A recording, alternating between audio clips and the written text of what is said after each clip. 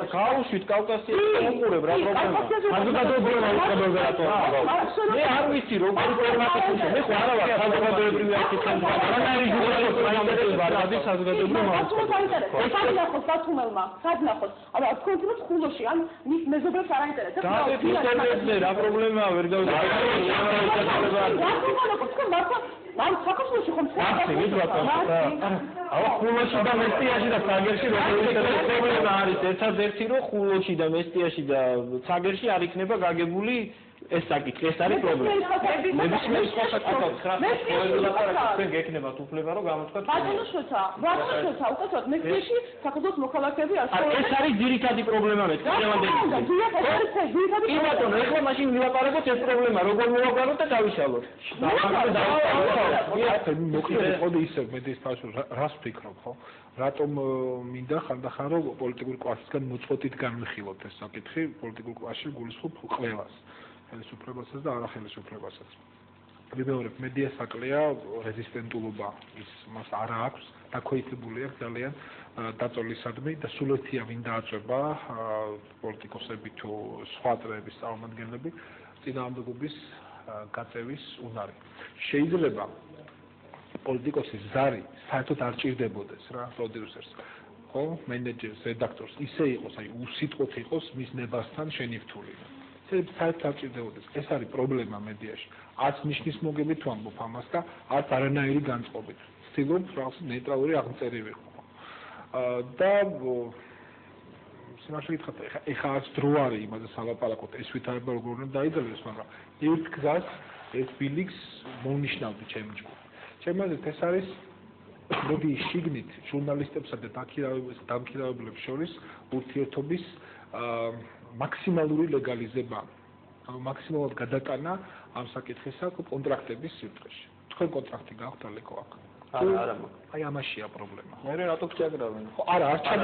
არ ჩაგრავენ უბრალოდ აქ არის ღირებულებითი სოლიდარობა გამოუჩქმელი და სიტყვიერი შეთანხმება ტელევიზიური მისაღებია ბატონი ალექსანდრე და ალექსანდრეს მისაღებია ტელევიზია მაგრამ მიდგომა ხო და აი ეს არის პრობლემა ამას ვამბობ ამას ვამბობ ჟურნალისტი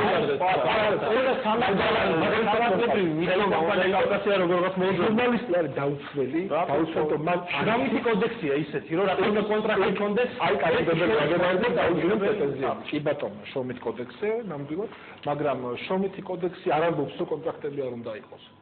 არა რა თქმა უნდა მაგრამ შეიძლება სიტყვიერი ჟურნალისტი ვერ დაიცავს თავს მას ყოველთვის ექნება შიში რომ ეგრევე დაუშვებენ მოდი საერთო ჯამში რომ შევაფასო საერთო ჯამში რომ შევაფასო რადიო იმედის ჟურნალისტებს იყო კონტრაქტი ორი წუთი ყველა დამთავრდა ის კონტრაქტი არ დააკეთებინეს გადაცემა და გამოუშვეს ხალხო კონფლიქტია რო შევაჯამოთ მაგრამ სანამ შევაჯამოთ მანამ დარბაზსაც კითხავდი უბრალოდ ჩემთვის არის ერთი რამ მიუღებელი რომ ყოველთვის ვკითხულობ ახალ დასკვნას ახლა თქვენ შეიძლება გიამაყებათ ჩერნოგორიასთან მონტენეგროს სხვა შორის 20-იან წლებში მთაშავეთს ეძახდნენ. კითხულობ 20-იან წლების გაზეთებს მთაშავ რა ქვეყანა მეთქე მთაშავეთ და ერთ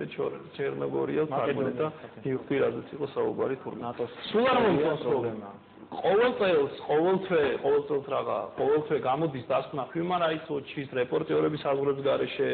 Amnesty International, Freedom House ეს არის ორგანიზაციები, რომელსაც თელ მსოფლიოში ანგარიშს უწევენ. მით უმეტეს ასეთ ძიმე ვითარებაში ვართ, მით უმეტეს კაპიკი ინვესტიცია ჩვენთან აღარ შემოდის. ამას ხო ისიც კითხულობთ, ვინც შეიძლება იდეაში ინვესტორი გახდეს, რომ აი კითხავს რომ აჰა, სასამართლო არ არის, მედია თავისუფალი არ არის, არ ღირს საერთოდ ამ ქვეყანასთან ურთიერთობა. ეს ხო იმიჯი ხო ცალკე ახლა ვენესუელასთან ერთად გვერდით გონი არ მეამაყება მავრიტანიასთან ერთად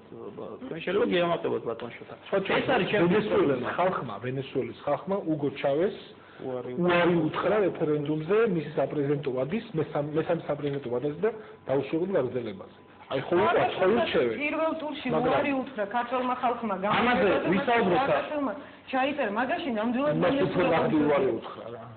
და როდემდე შეიძლება რომ არ ითვალისწინებს შეიძლება ითვალისწინებს ამ დასკვნაში მითითებულ რაღაც რეკომენდაციებს და შენიშვნებს და მე ვერ ხვდები ეგება თანდათან ახალი ტალღა ახლა დემოკრატიის და შეიძლება რაღაცა თავისუფლდება სასამართლო მაგრამ აი აქ ბოლო კვლევაზე იმაში რა ქვია დასკვნა Human Rights Watch-ის პირდაპირ ამ წერია რომ აი ახლა იუსტიციის სამინისტროს გენერალური პროკურატურის გაერთიანება კიდევ უფრო დიდი დარტყმა იქნება სასამართლოს დარტყმა არ წერია შეასუსტებს დარბაში მოვისმინოთ მოსაზრებები და შემდეგ შევაჯამოთ ერთი კითხვა მაქვს უკაცრავად ეს ხო ზუსტ ამერიკაში ბაზირებული ორგანიზაციაა და ცოტა იყოს აქ ეს თეზა არ არის განმარტებული რაც თქვენ ციტატად მოიყვანეთ მაგრამ რატო უკვირთ ის რომ გენპროკურატურა და იუსტიციის სამინისტრო ერთიანდება და რატო ეს რაღაცის საფრთხე ამერიკელებისგან ამის განმარტებას მოვისმენდი იქ ეს ერთია ამერიკაში კარგი სასამართლო არის ჩვენთვის სასამართლო არა ანუ ეს ხო იუსტიციის არ არის დამოკიდებული მედიასთან დაკავშირებით მაქვს კითხვა. წეგან ქალბატონმა საბატონ დათოსთან მექნება კითხვა და წეგან ქალბატონმა ფიქრია მახსენა დიდი ათეული. ბატონ დათო თქვენ ამ დიდ ათეულთან დაკავშირებით გამოთქვით თქვენი აზრი რომ ეს გადაცემა არ უნდა დაიხუროს ან სხვა გზით არ უნდა წავიდეს. და თქვენ თქვით რომ ჩვენი ქვეყანა არის თავისუფალი. თქვენ როდესაც ტელეკომპანია იმედი დაარბიეს სრულიად სიტყვის მნიშვნელობით დაარბიეს ტელეკომპანია იმედი მაშინ თქვენ დააფიქსირეთ თუ არა თქვენი აზრი კი და რა იყო ეს თქვენი აზრი კი ჩემი აზრი გამოიხატა ერთ თეზაში რითაც დამთავრდა ჩემი წერილი გამოქვეყნებული 24 საათში მაშინ რიცხვი არ მახსოვს მაგრამ ეს იყო არ მახსოვს ნოემბერ-დეკემბრის მიჯნა იყო მოკლედ რომ იმედმა უნდა იმაუწყებლოს მე უკვე დახურული იყო მაშინ ამან შეიძლება აუტანელი გახადოს დემოკრატია მაგრამ შეუძლებლად გახდეს ავტორიტარიზმის ასე ვფიქრობდი მაშინ გასაგებია თქვენ მოსაზრება ცით ბევრი ითქვა და ბევრი ისაუბრეთ მედიის თავისუფლებაზე მე ვფიქრობ რომ ეს თემა უკვე მოძველდა და იდროა უკვე ვიფიქროთ გზებზე გამოსავლის გზებზე როგორ უნდა გახდეს მედია თავისუფალი და რომელ მედიის თავისუფლებაზე შეიძლება ვისაუბროთ როდესაც დღეს საქართველოს რეგიონებში ჯერ კიდევ შეერა ხალხს რომ აგვისტოს მოვლენების შემდეგ ჩვენ ტერიტორიები არ დაგვიკარგავს ჩვენ ეს ომი მოვიგეთ ასე ვფიქრობ რომ ტერიტორიები არ დაგვიკარგავს რა იცით რომ ჯერ ასეთი განწყობა სოციოლოგიური კვლევა ჩაატარეთ განწყობა ასეთი როცა ამას ამბობ უნდა იყოს როგორ შეიძლება ესეთ დასკვნების გაკეთება არის დაირა ის კვლევა განწყობა უნდა გაიზრდოს სადაც რადიკალურად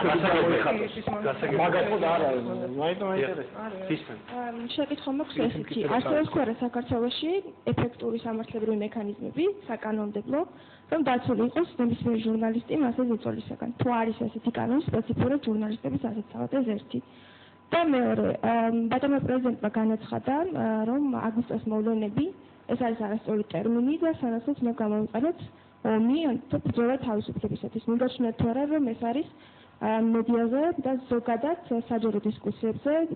ცენზურის დაწესების მცდელობა ადრესატი ვინ არის კითხავს კითხვა ვინც გიპასუხებს ბატონი დავითი სასურველია და დარჩენილი რაც შეეხება მედიასთან დაკავშირებულ კანონმდებლობას მე ვთქვი რომ ეს არის ერთ-ერთი საუკეთესო კანონმდებლობა უბრალოდ უნდა ცოდნა და გამოყენება და მათ შორის ჟურნალისტების მხრიდანაც უნდა ცოდნა სანამ უნივერსიტეტში ვმუშაობდი ჩემი ძალისხმევა მიმართული იყო იმისკენ რომ ეს კანონმდებლობა სტუდენტებისთვის ვესწავლებინა და რამდენიმე თაობას შევასწავლეთ ნახოთ ეს თაობები გამოვლენ ასპარეზზე და თუ მოახერხებენ რამეს მომავალი ჟურნალისტები რაც შეეხება რომ ეს იყო ომი თუ მოვლენები ანუ ნაკლებად ნეიტრალური აღწერას რომ თავის პრეზიდენტი მოდი ვთქვათ რომ მას ეს მარტო მედიის წარმომადგენელს კი უთხრა მაგრამ ეს არ ნიშნავს რომ ის ამაზე უნდა მხოლოდ მედიას უგინა თუ არა ეს ელაპარაკეთ ამაზე რომ მთელ საზოგადოებას მე ისევ იმაზე ვისაუბრე საზოგადოება არის თავისუფალი და აი ამ თავისუფლების კვალობაზე გააკეთებს არჩევანს კი ბატონო პრეზიდენტი მეუბნება რომ ეს იყო ომი მაგრამ ნება ჩემია რა მინდა მოვლენებს დაუძახო მინდა ომს დაუძახო რაც არ უნდა ვთქვათ იმპერატიული იყოს თავის განცდაში მიხეილ სააკაშვილი ის ამ ნებას თავს ვერავის ვერ მოახავს რა ვერავის ვერ დაავადებულებს რაღაცის სახელდებას ვისაც რა უნდა იმას დაუძახებს მე თუ მკითხავთ ომი იყო და პრეზიდენტის მითითება სულ არ მჭირდება იმისთვის რომ ამას უფრო ხშირად ომი უწოდო ვიდრე აგვისტოს მოვლენები მაგრამ ვიღაცას ურჩევნია თუ კი ის ნეიტრალურ აღწერას მიმართავს ამას მოვლენები უწოდოს იმედია ამტურავი თქვენს ეს პასუხი რა მახსოვს როდესაც რუსთავი ჯერ კიდევ მაგრამ არ ცოდნა არ კმარა კანონმდებლობის ერთი დავამატებ გამოყენების ცოდნა აუცილებელია მაგრამ გარემოს არსებობა არის აუცილებელი